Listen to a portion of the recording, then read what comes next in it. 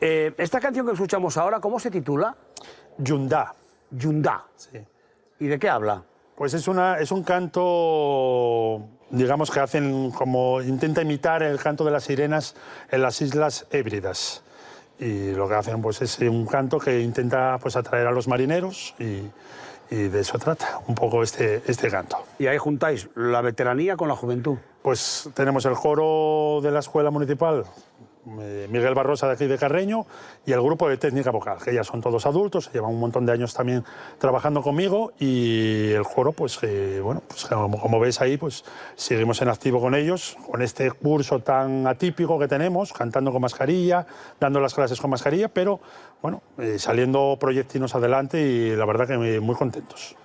Bueno, la amplia actividad que tienes tú musical, estás con la parte musical en Oviedo, en Luarca y sobre todo aquí en Candás también. Sí, aquí llevo ya desde el año 2000, o sea, 21 años ya, en Candás, vinculado a la Escuela de Música como profesor y desde el 2008 como director, y la verdad que, bueno, como en casa, vamos, la verdad. Oye, David, aquí además te mantenéis viva la canción y la habanera, la canción marinera, con ese certamen que tenéis juvenil, coral, esos encuentros.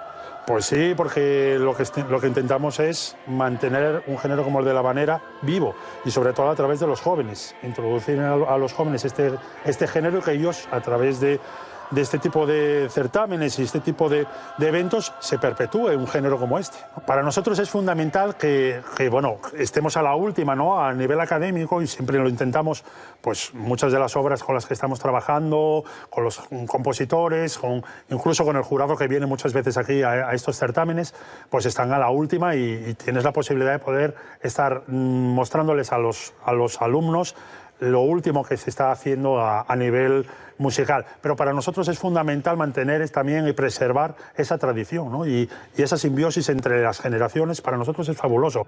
Oye, ¿Luarca también es punto de encuentro con la habanera? Pues sí, aparte de que tenemos también allí una especie de festival todos los años, ¿no?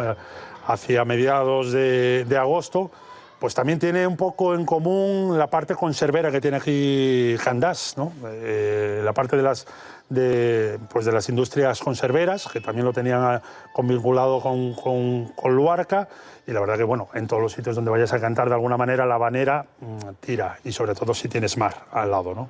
Con términos náuticos o de la mar, estás enrolado también en Torrevieja, que es la capital mundial de la habanera, podríamos decir, ¿o no? Sí, digamos que eso es como otra liga, ¿no? Eso estamos hablando ya ahí en Champions, con unos coros espectaculares, los mejores coros del mundo participan en ese certamen, unos premios de verdad alucinantes en ese sentido, y un nivel maravilloso. Yo llevo ya vinculado con el Patronato de Habaneras, pues trabajando con ellos y colaborando desde el 2015, y la verdad que encantado y con muchas ganas de seguir, bueno, proyectando la habanera a nivel internacional.